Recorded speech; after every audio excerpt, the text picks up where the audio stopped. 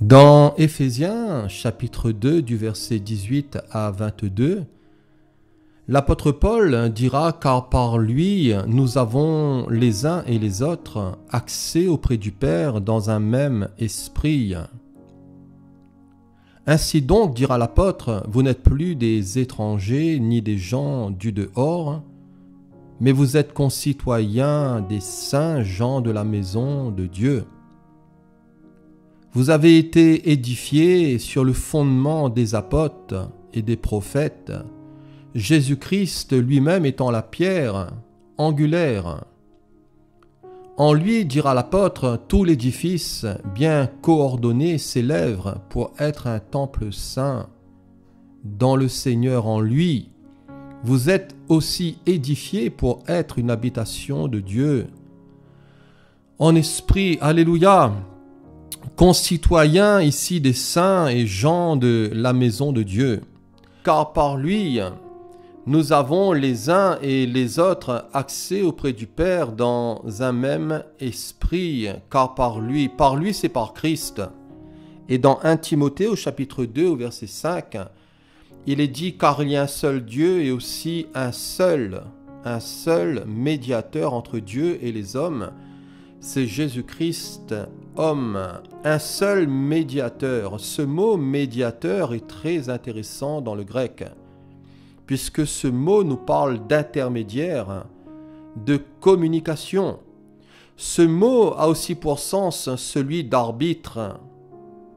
Ce mot intermédiaire nous parle aussi de celui qui intervient entre deux parties, soit pour faire ou restaurer la paix et l'amitié, ou mettre en forme un accord, ou pour la ratification d'une alliance. Et l'Épître aux Hébreux nous parle de ce Jésus, de ce Christ Jésus qui a obtenu un ministère d'autant supérieur qu'il est le médiateur. Il est le médiateur d'une alliance plus excellente qui a été établie sur de meilleures promesses. Alléluia. Jésus est le médiateur d'une nouvelle alliance, l'alliance en son sang. Jésus est notre intermédiaire de communication. Jésus intervient entre nous et Dieu en restaurant la paix et l'amitié. Et le prophète Ésaïe dira même qu'il sera le juge des nations et l'arbitre d'un grand nombre de peuples. Alléluia, posséder Jésus. Posséder Jésus, c'est avoir accès auprès du Père par le Saint-Esprit. Et nous avons ici toutes les ressources de la Trinité, toutes ces ressources qui sont à nous. Et par le Fils, nous devenons fils et jouissons en lui non seulement d'une réconciliation judiciaire, mais aussi d'une relation intime. Et la Bible nous dit qu'il n'y a plus aucune condamnation pour ceux qui sont en Jésus-Christ. La version Semeur parle de ceux qui sont unis à Jésus-Christ. Et la version Darby nous parle de ceux qui sont dans le Christ. Jésus, cher ami, es-tu en Christ? Vis-tu dans le Christ Jésus? Es-tu uni à lui par la foi? Par le Christ, nous avons accès au Père et par personne d'autre. Par le Christ, nous avons accès au Père et par personne d'autre. Et nous savons que Jésus est la porte. Et si quelqu'un entre par lui, il sera sauvé, il entrera, il sortira, et il trouvera de verts pâturages. La Bible nous dit que Jésus est aussi le chemin, la vérité et la vie, et personne ne vient au Père que par lui, que par le Christ Jésus. Par le Christ, nous avons les uns et les autres, c'est-à-dire juifs et païens. Nous avons accès auprès du Père dans un même esprit. Quel privilège, quelle grâce. En sommes-nous, voyez-vous, toujours conscients d'avoir accès auprès du Père? Autrefois, dans l'Ancien Testament, seul le souverain sacrificateur pouvait entrer dans le lieu très saint. dans la présence de Dieu. Et encore, il ne pouvait y entrer qu'une fois par an. Un seul homme, une seule nation et un seul jour par an.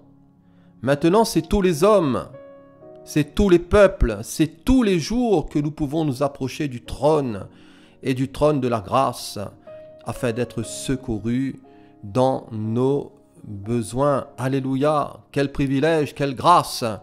La Bible nous dit, ne nous privons point de la grâce de Dieu et approchons-nous avec assurance du trône de la grâce, afin, voyez-vous, d'être secourus par le Seigneur. Paul déclare ici aux Éphésiens, et Paul leur déclare qu'ils sont désormais concitoyens des saints, gens de la maison de Dieu. Et dans le royaume de Dieu, nous ne sommes plus des étrangers.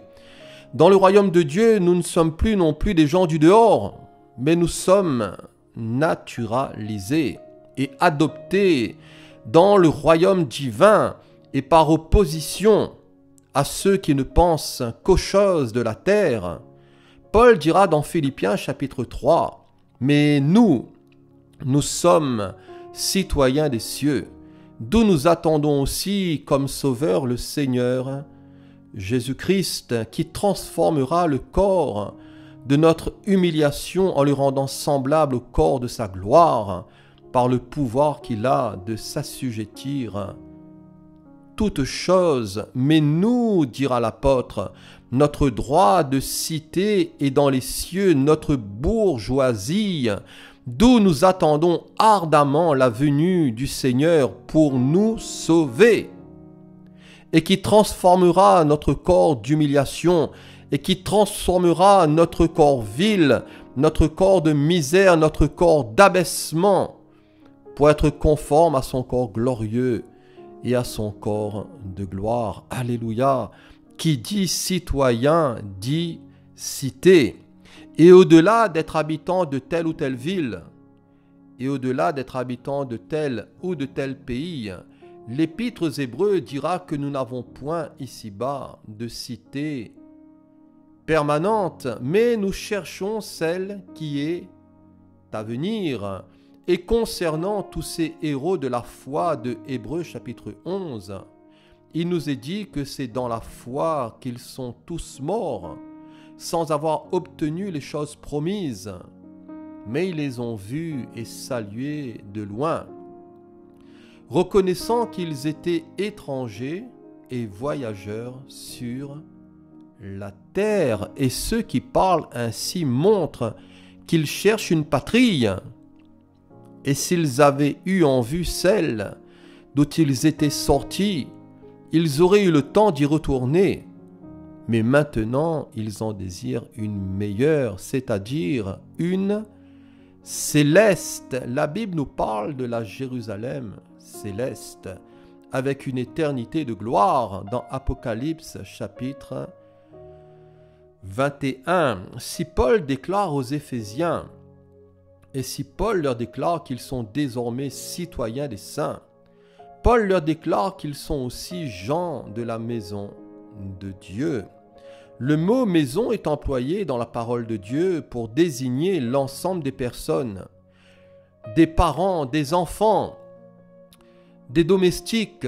Et ce mot évoque aussi la communauté d'intérêts et d'activités. Qui sont les gens de la maison de Dieu et quels sont leurs intérêts et leurs activités? Ceux qui sont les gens de la maison de Dieu, ce sont tous ceux et toutes celles qui l'ont reçu et qui croient en son nom. Et dans Jean 1, verset 12, dans le prologue de Jean, il nous est dit à tous ceux qui l'ont reçu et à tous ceux qui croient en son nom, cette parole leur a donné le pouvoir de devenir enfants de Dieu. Ces enfants, lesquels sont nés ni de la chair ni du sang, mais de la volonté de Dieu et par la volonté de Dieu. Qui sont les gens de la maison de Dieu? Ce sont tous ceux et toutes celles qui ont reçu cette parole et qui croient en lui, qui croient dans le Christ Jésus. Ceux qui sont et ceux qui font partie de la maison de Dieu, ce sont aussi tous ceux et toutes celles qui font sa volonté. Et dans Matthieu chapitre 12, versets 46 à 50, Comme Jésus s'adressait encore à la foule, voici sa mère et ses frères qui étaient dehors cherchèrent à lui parler. Quelqu'un lui dit, mais voici ta mère et tes frères sont dehors et ils cherchent à te parler. Mais Jésus répondit à celui qui le lui disait, qui est ma mère et qui sont mes frères? Puis, étendant la main sur ses disciples, il dit, voici ma mère et mes frères. Car quiconque fait la volonté de mon Père qui est dans les cieux, celui-là, dira Jésus, est mon frère et ma sœur et ma mère. Qui sont les gens de la maison de Dieu? Ce sont ceux qui ont reçu cette parole et qui croient en elle. Ce sont tous ceux et toutes celles qui font la volonté du Père. Et ceux qui font partie de la maison de Dieu, ce sont tous ceux aussi et toutes celles qui ont l'Esprit de Dieu. Et l'Épître aux Romains nous dit, si quelqu'un n'a pas l'Esprit de Christ, il n'appartient pas à Christ. Et tous ceux et toutes celles qui sont conduits par l'Esprit de Dieu sont fils de Dieu. Romains 8, verset 14. L'Esprit, c'est l'Esprit d'adoption par lequel nous crions « Abba, Père ». Alléluia. Gens de la maison de Dieu. La maison et ceux qui la constituent. La maison, c'est aussi la maison qui se bâtit. Et dans notre lecture d'Éphésiens 2, au verset 20 à 21, l'apôtre dira que vous avez été édifiés sur le fondement des apôtres et des prophètes. Jésus-Christ lui-même étant la pierre angulaire, en lui tout l'édifice bien coordonné s'élève pour être un temple saint dans le Seigneur, l'Église. L'Église est fondée sur le Christ Jésus.